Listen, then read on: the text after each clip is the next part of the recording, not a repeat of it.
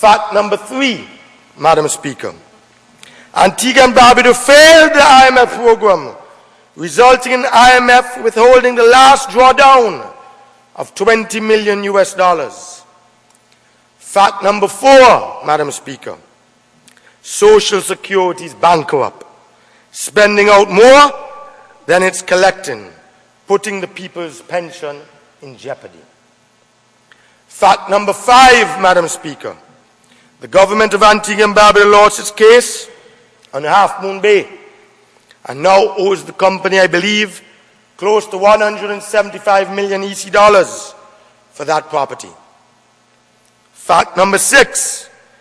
The UPP government owes Andrea Guterres over EC $60 million for unpaid sums for the runaway expansion project.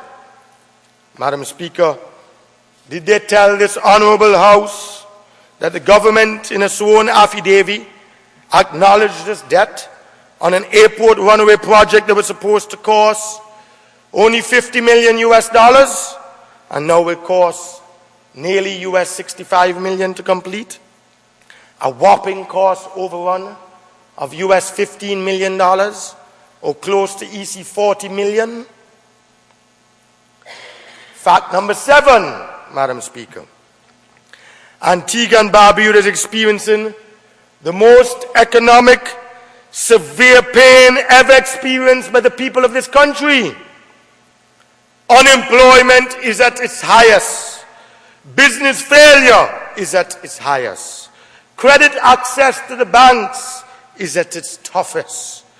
Hunger, stress, desperation, child malnutrition, family fights are all reaching epidemic proportions never seen before in the history of this beloved country.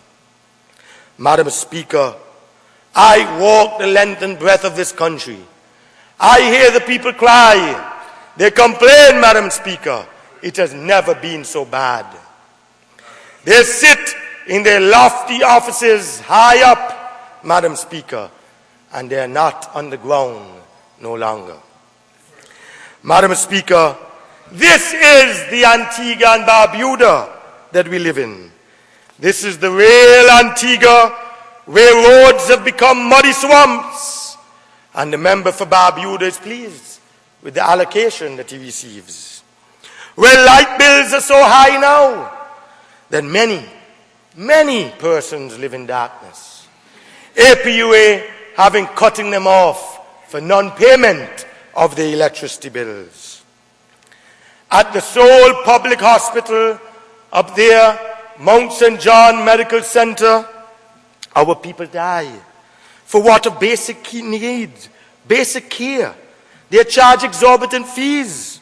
We're recovering from an illness now is a function of an individual's wealth, or rather, the roll of a dice. Madam Speaker, this is the state of Antigua and Barbuda. Fear stalks the land. Hunger stalks the land. Despair stalks the land. And the budget presentation by the government has made it worse. Madam Speaker, the government has no longer any credibility. Every plan they promised they've broken. They came to power on transparency, good governance, the trilogy of good governance legislation. Madam Speaker, they are dead. Reduced to empty campaign rhetoric to fool the people and use power as a passport to personal wealth. Where are the accounts? Where are the accounts, the audited accounts for the statutory bodies, for central government? We only see a few of them come here from time to time, Mr. Minister. Madam Speaker, no accounts for APUA for nearly 6 years. This government breaks the law with impunity. Now lawmakers become barefaced lawbreakers. That cannot be right. We have to set an example in this country, Madam Speaker. So, Madam Speaker, when this government seeks to use the sickening juvenile excuse That is the global economic conditions that is responsible for Antigua and Barbuda to be at the undertaker's door. I ask, so what is the solution, Madam Speaker? Stop the world? Stop the world from spinning? I want to get off. As Jim Reeves sang some years ago, make the world go away. Make the world go away.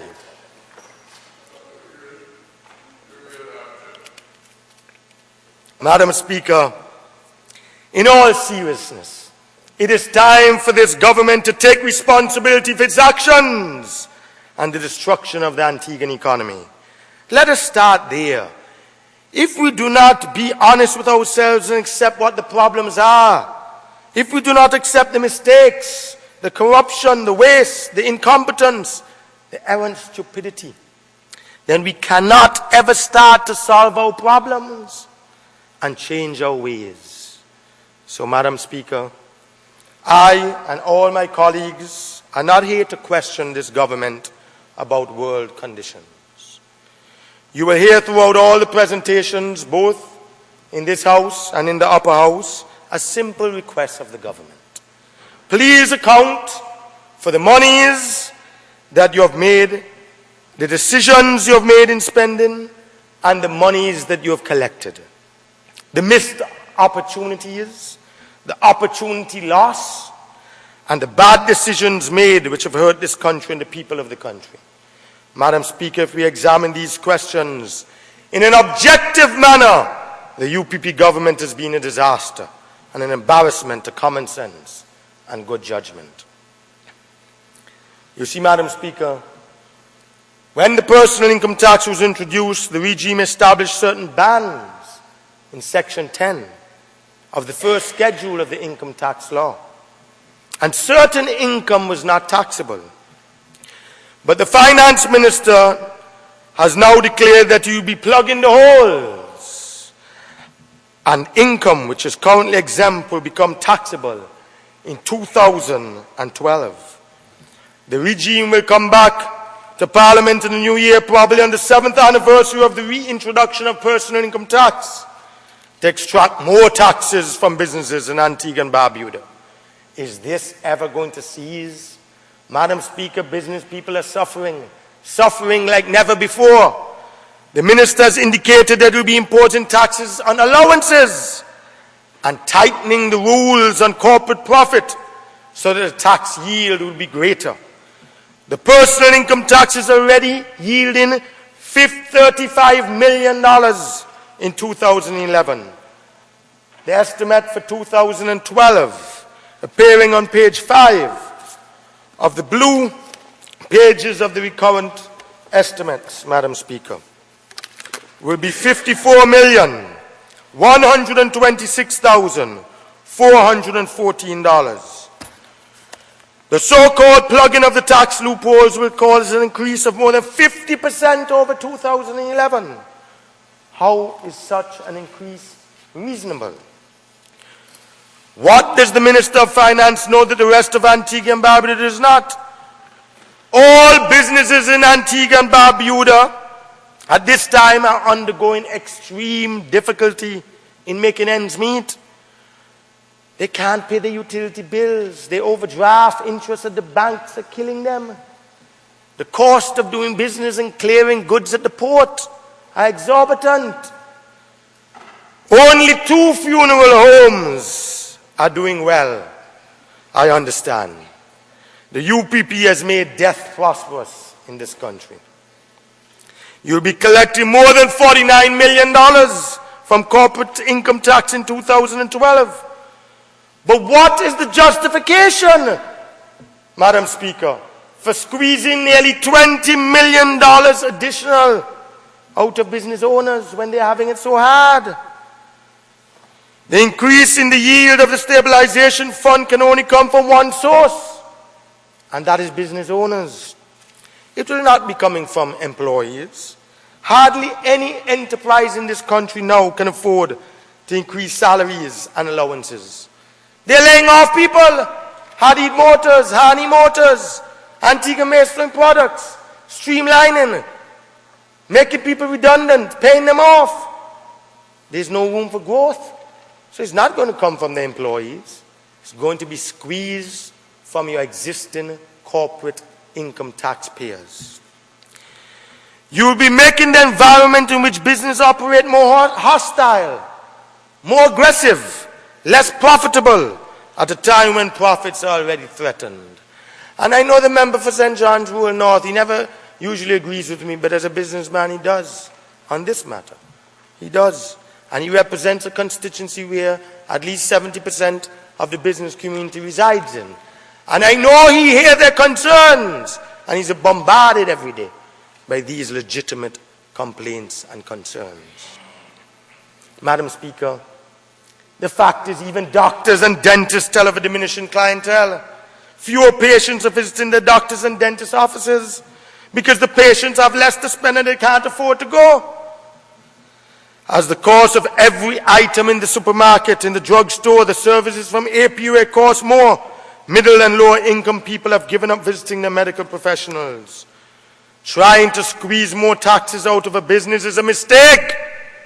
It is a mistake. It is an error. It is foolhardy, Madam Speaker. We are in the Christmas season, the time of year when businesses in this country and all over the world, especially in the merchandising and retail sectors, Madam Speaker, do their very best. But go downtown. Do your own little poll, Madam Speaker. Walk up Market Street, down High Street, Long Street, St. Mary Street, Heritage Quay. Go to Woods, all those new shopping malls out there at Fry's Hill. Speak to the business owners. Have a chat with them.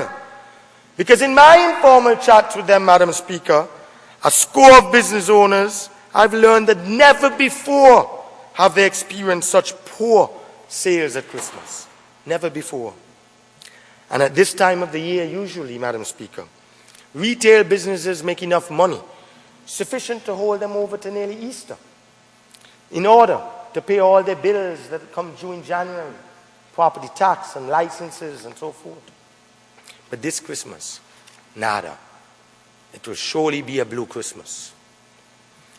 Yet the minister is addressing his mind to extracting more from the business sector in the new year. And I quote from his budget statement, with your permission. By cutting out extravagance and theft, and with a modicum of compliance, a UPP regime will be able to achieve all of its promises and do even more. End of quote. Who believes that now, Madam Speaker? $706 million in recurrent revenues and $752 million in recurrent expenditure according to the 2012 budget estimates. And still, the economy is sputtering along, threatening to stall, experiencing the same difficulties in 2009.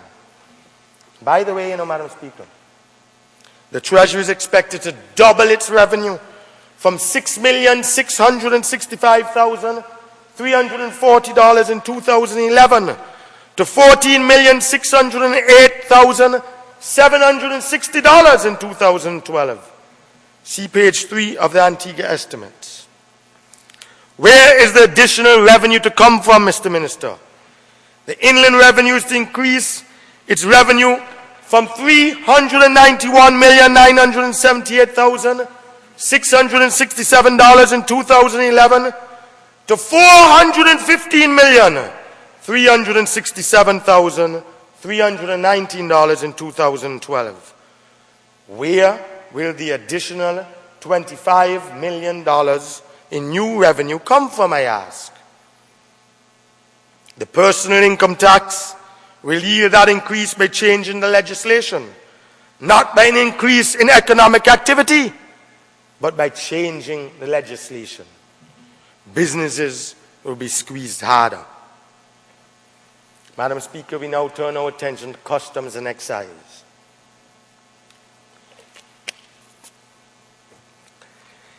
In 2010, Customs and Excise collected $219,983,307.